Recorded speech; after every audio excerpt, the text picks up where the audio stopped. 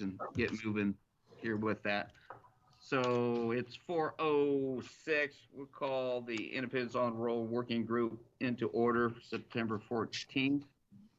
Um, Here with me physically is Councilman Mike Huff and new appointed member, Councilman Mike Steinmeier here. And looks like on is Lori Dean Wiley. Um, Here as a committee members. Thank you, staff, for being here and going through the next meeting here.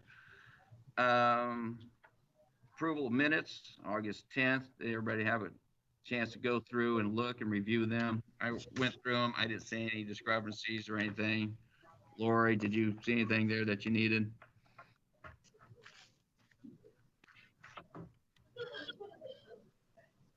Hearing nothing, I'll make a motion to approve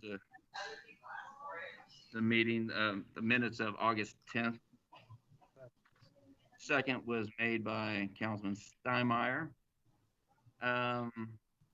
Next on the agenda, the Square Streetscape Project economic impact. Last week we discussed a little bit what the impact would be if the square design was to be implemented and to move forward, what kind of financial impact that could potentially have for the square and the surrounding area.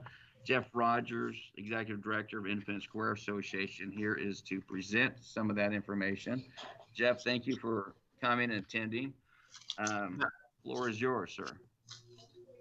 Just some overall thoughts regarding that. In general, the reinvestment ratio throughout the United States when it comes to historic main streets, the reinvestment ratio has been hovering between 25 and 30 to 1 for dollars that are invested in their downtowns. So a pretty large ratio, and that really includes every type of reinvestment from reinvestment in buildings themselves to additional infrastructure, additional development that occurs when investments are made in their downtown. A big part of that is just a continuation of the resurgence of the importance of downtowns. Again, we went through a period where, of course, we had flight away from downtowns, and that has turned back around, and that's not only in major metropolitan areas like downtown Kansas City, but it's happening in most suburban downtowns as well. And we see those investment dollars happening in places like Overland Park and Lenexa, Lee Summit, Liberty, and all of those places have enjoyed the additional economic impacts that have happened after they've made that initial investment, as companies see that, oh gosh, there's good things happening in the downtown. That's someplace that I could locate my business. That's something that I know that if I relocate my business, that I'm not putting it at risk, but it's a place that is drawing attention from all areas. And an important piece of all of those places, as I've talked to directors in those downtowns, is the importance of making sure that it becomes a walkable place. When people want to go back downtown, most of it is because they want that ease of being able to traverse the streets, to feel comfortable and safe. So there's been an emphasis on making sure that lighting is created for pedestrians, not just for cars, that type of thing. But again, the numbers are pretty large when it comes to the return in investment for those investments in downtown.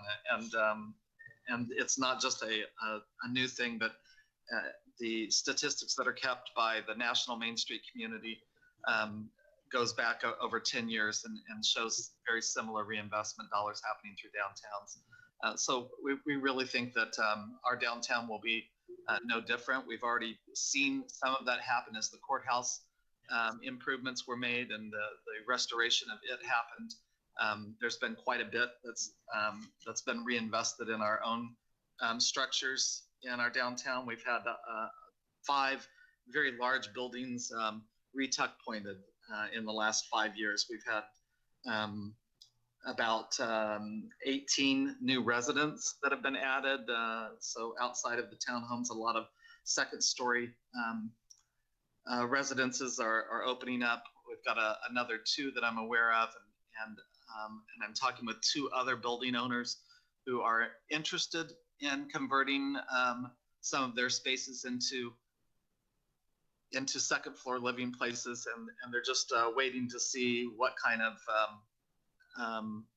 changes might occur up here, and if that would kind of reinforce for them that this is a good place to put their investment dollars.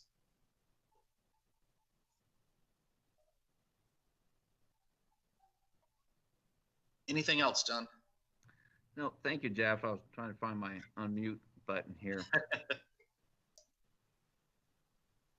Oh, shoot.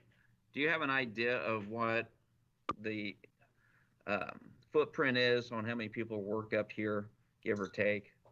Yeah, well, I'm currently doing a study on that. Right now, I'm at about 1,700 that are within our what we consider our boundaries, and for those listening in, it basically goes from Nolan Road to Spring on the east and west boundaries, and from Walnut to West White Oak on the north-south boundaries.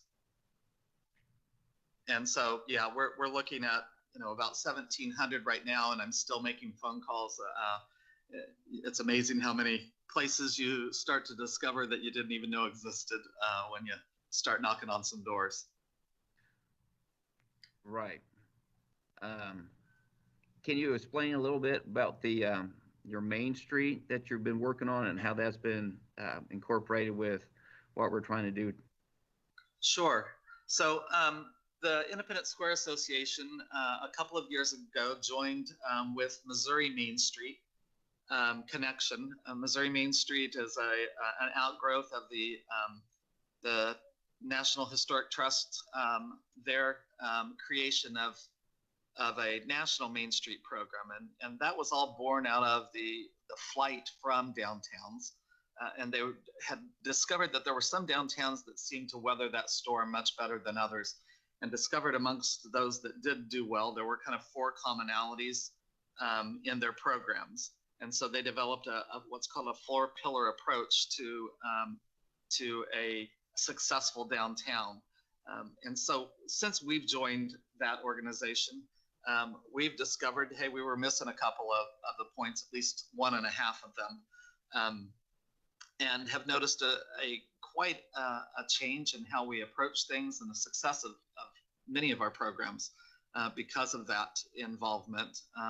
It also has created an incredible network of people who have already been trying things and doing things, being able to bounce ideas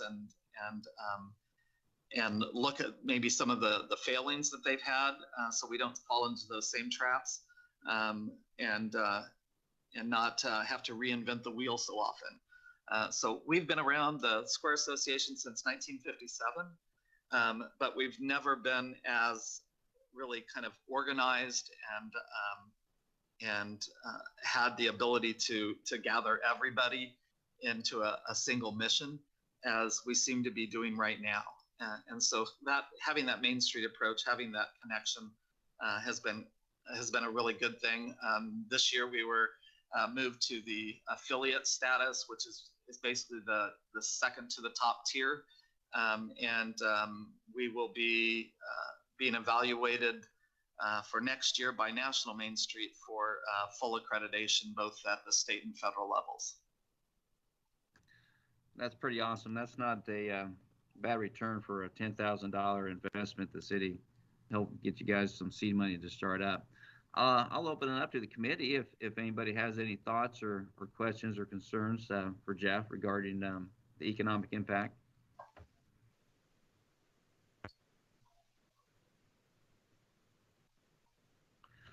Well, I don't hear any. Jeff, thank you. You're most certainly more than welcome to hang around. I know you will be presenting this information at the study session coming up in a couple of weeks, and we'll be going through what's on the agenda for that here. That's our next item. So, Jeff, thank you very much. You're more than welcome to hang and sit through this if you'd like. If not, I understand. Thank you so much. Thank you, John. So next up, we're going to work on the roll PowerPoint for the presentations for 9/28 coming up. Previously, we were discussing this before the COVID meeting, or the COVID pandemic hit, that we were going to present, and literally the pandemic took precedence and hit this. This is the same week / time period that we were going to do this. So here we are. We're getting ready to present this on the 28th. The thought is to change it up a little bit. We'll roll through the slides, discuss if anybody has any questions or concerns about it. We'll definitely talk about it and make the adjustments as needed. Originally, we were going to break it up with Lori, if you recall, that you were going to do a part and Dan was going to do a part. And since we're doing things differently, virtually, and all this other stuff, I thought it'd be wise if I just went ahead and roll through it on the DS, and just for better continuity and flow, if you will. Definitely like to have you there present and support, but thought that would be the direction that we're going to go. Samantha, are you able to scroll the slides up as we go?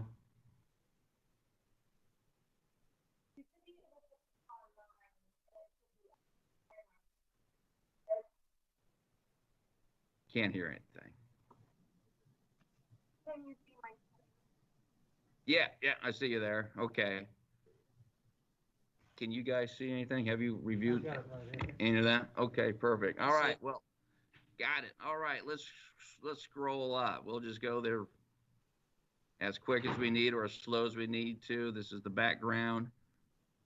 Plans, 400 recommendations, list of priorities, specific recommendations. Next.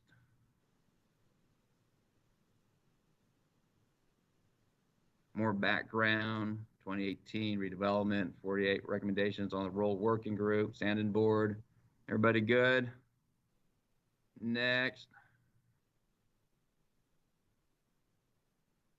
48 project recommendations, DRCC. Who've been put on hold, 14 have not advanced beyond concept phase. 24 highway highlights, 24 Inglewood Square streetscape. 24 highway improvements. This is what we've talked about, explained. Four lane sections, 5 lanes. Looks good. Phase 1, 291 to River. This is more of a direct progress report. Design contract approved November 9th. Construction approved April 6th. Good work schedule. Phase 2. Got the design contract approved by council. Construction schedule still subject to council approval. Good. Highlight improvements, Truman Library, future bridge murals. Next, there's the bridge. Inglewood improvements. We got Inglewood improvements continue. Streetscapes, new sidewalks, CID has been successfully formed. Streetscape enhancements can work through the CID. Next, Truman Connect Trail will link Inglewood Square. Move forward with the CMH building, Inglewood Arts Center. Rendition. Fingers are crossed they get there. The square streetscape. This is the nuts and the bolts of the DRCC and where we're at. All right. Project has been identified. The square streetscape associated trail cycle represents 2 of the 5 priorities that the chamber brought to the 2017 council. Next.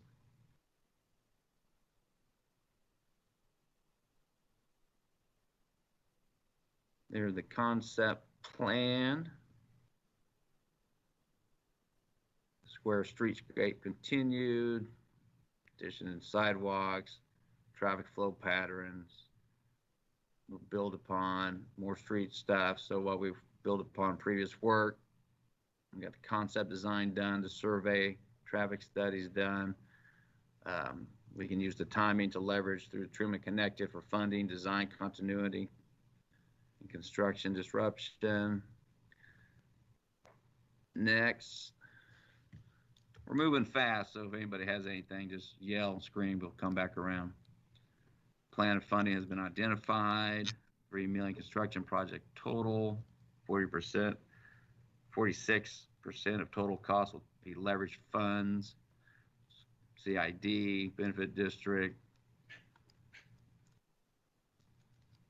That's the list of the funding summary. That's the idea of what we have here. That was Jeff. Jeff will present on the 28th again this information. Next steps. What's the municipal service lease purchase program? Can you go back one more, please? Two more. Adam, can you speak to that?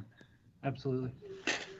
That is the, it's kind of, we call it the mini bond program that was approved earlier this year.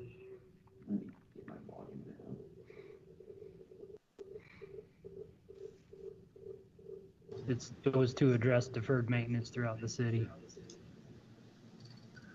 Bridges. I think it was about $17 million program.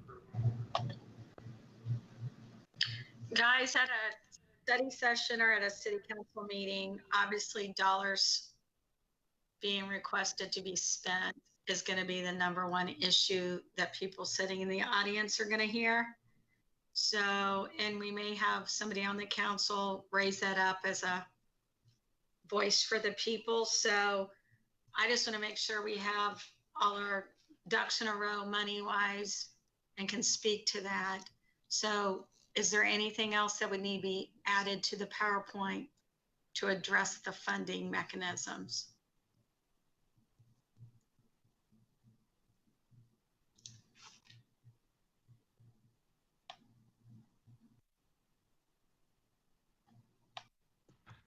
Sorry, Lori, I didn't hear all that, the first part of that. Can you hear me? I can now. I was playing with my volume, trying to turn it down. Sorry. Okay. I'm just saying, obviously money, dollars, commitment of dollars is going to be the #1 concern by citizens who, one, don't understand leveraging, et cetera. But I just want to make sure we're not missing any funding explanation or additional information in this PowerPoint that would also not make city council members question it. I just want to make sure we have all our ducks in a row financially. Sure, understand. Definitely a good point taken. So my question to Adam and whoever is, do we? Do you want to, what do you, this is Mark. I was just trying to think. So do you think that it would be helpful to just identify what the leveraged funds are that make up the 46% on this slide?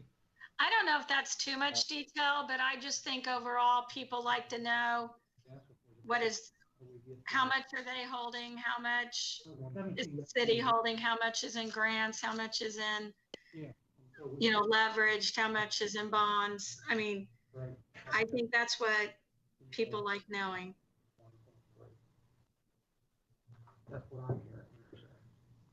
Okay, I got I it. just want to make sure it's clear to the public, because if there's any concern, that's where it's going to come from.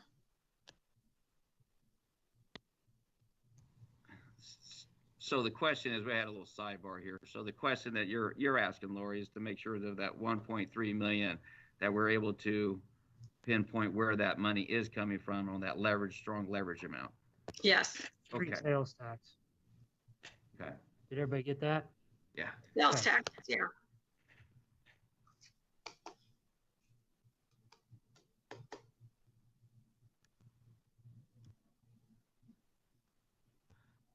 Okay, moving forward.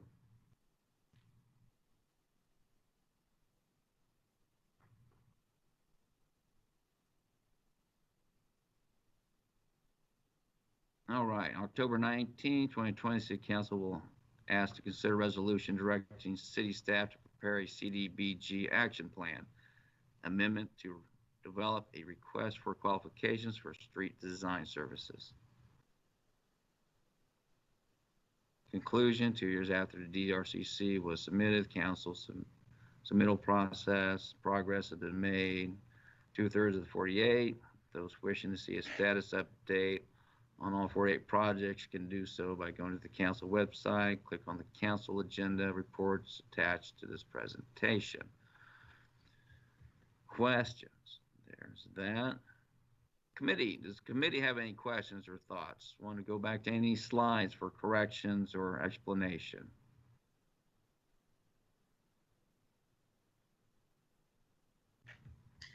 As I said to you on the phone today, I would love to see something added about the mutual benefit of how the Truman Connect program overlaps with the corners for some of the streetscape. I don't know if I saw that. I just think that that's probably a little bit of a money saver, being that two projects are in the same location. Tell me if I'm wrong. Yeah, Lori Dean, I was just going to say that, that kind of goes back to the other question about leveraging on that one slide. It shows the Truman Connect, the expense for that, and that is a leveraging benefit. That's in part of the 46%, because what we would have had to do as part of the streetscape, part of that's eliminated because Truman Connect is going to do it anyway, and that's all being done with that surface transportation program money. Right. We weren't counting on leveraging any of this money that we hope that the Square CID will able to contribute for amenities and some of this landscaping and stuff, because they haven't got their sales tax approved yet. So we didn't want to put that down, and count it. We talked about that at the last meeting, but really we didn't want to make promises we may not be able to keep, because it's still subject to their sales tax. Absolutely. But the CDBG money, the STP money, these are, I think Adam was saying, he kind of cut out there I think he was making that point of which of those things total up to be non-sales, street sales tax dollars. So I think that's what you're trying to get at. Make sure that we get that out. But we did have Truman Connect on that slide. It just maybe was towards the bottom there.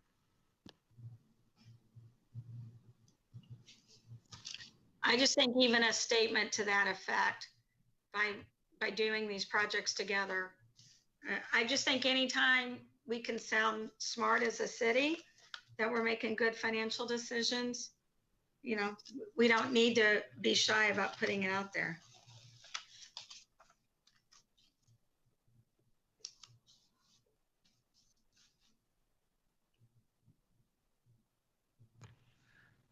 Mark, are you able to word that into on the Square Streetscape continued leveraging timing slide? We could. There's a couple of ways we could try to illustrate that leveraging. We could highlight the numbers that constitute the 46%. Would be one way. Or we could list them down below in that little note, which ones they are, and you could talk about it when you're making the presentation. So whatever you would like to do. Give us some thought. Let me know, and I'll change it. Let's make those bolden on the when we get to the breakout on the funding summary. Can you bolden that down below? Yep. And that would give a good breakout of what that leverage funding is. Make it stand out a little bit more.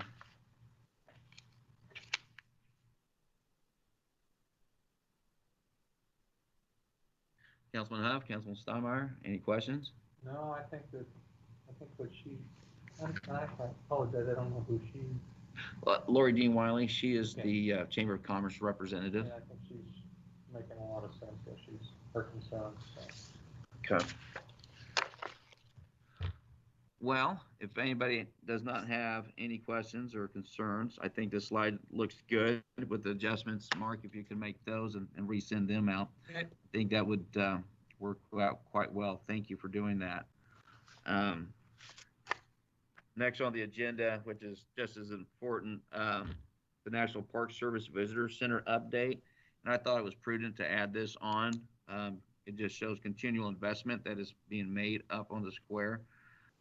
Substantial investment that's being made up on the square, and also how that dovetails into our enhancements that we're wanting to do to bring tourism and revitalize that.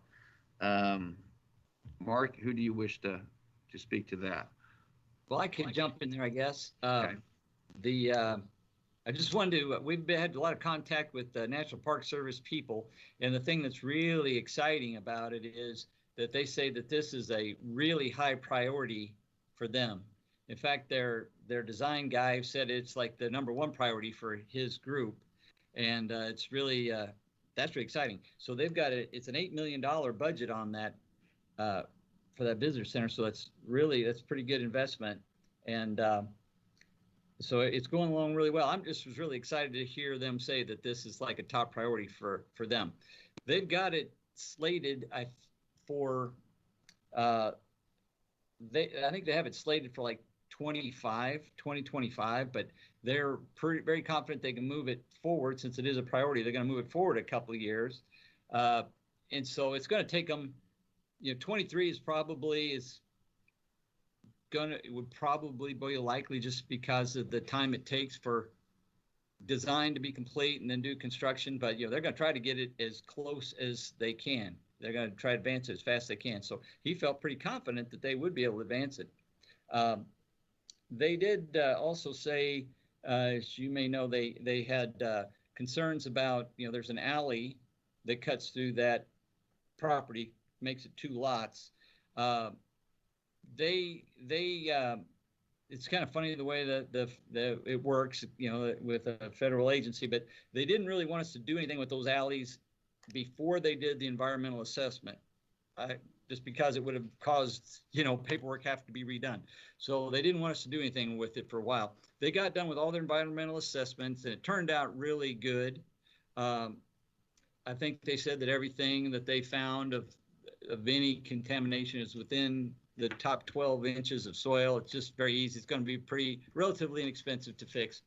So now they've got that done. They want us to go ahead and vacate that alley, and so Municipal Services has got that scheduled. Adam knows the exact date. I think it's in October though, but I don't know the exact date that the council is going to be asked to vacate the alley.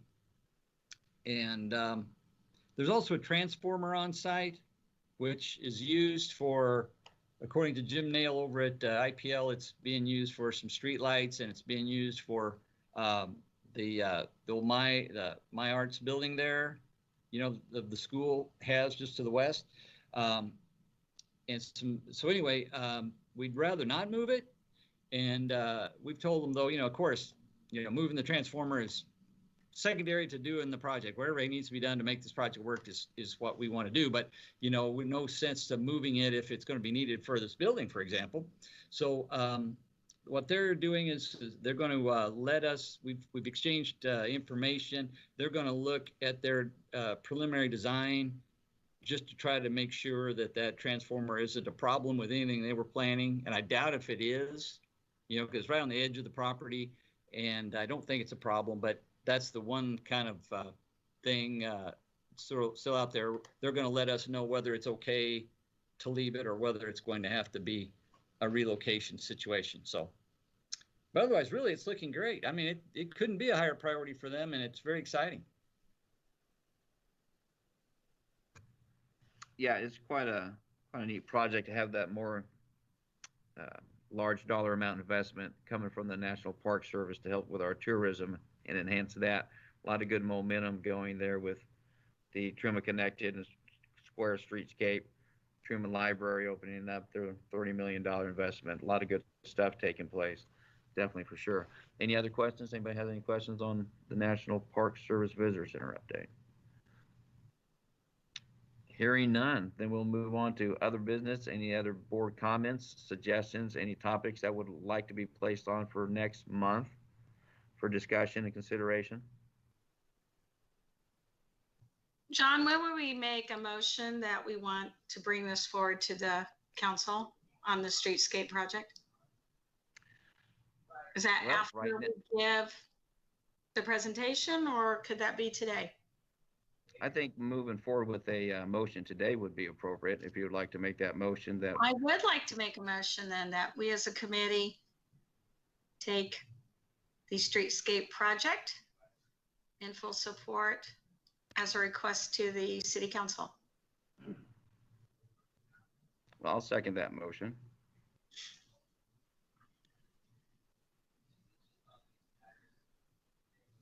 All in favor of this streetscape motion moving forward to the city council for consideration? All in favor saying aye? Aye. Aye. All of those say nay. Hearing none. The yeas have it.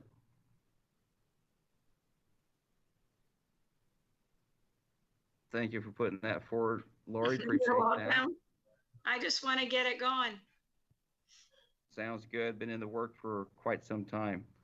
If there's no other business or board comments, then we will conclude today's meeting. And as thoughts come to us, let's bring them to me, bring them to Mark, and we'll put them on the agenda for next month. Thank you, everybody. Jeff, thanks for coming. Appreciate it. And yeah, I wanted to JD, thank thank Jeff, you. and I wanted to thank Mark Randall and Adam for a lot of their hard work on that presentation. So Absolutely. Thank Thank you. you, gang.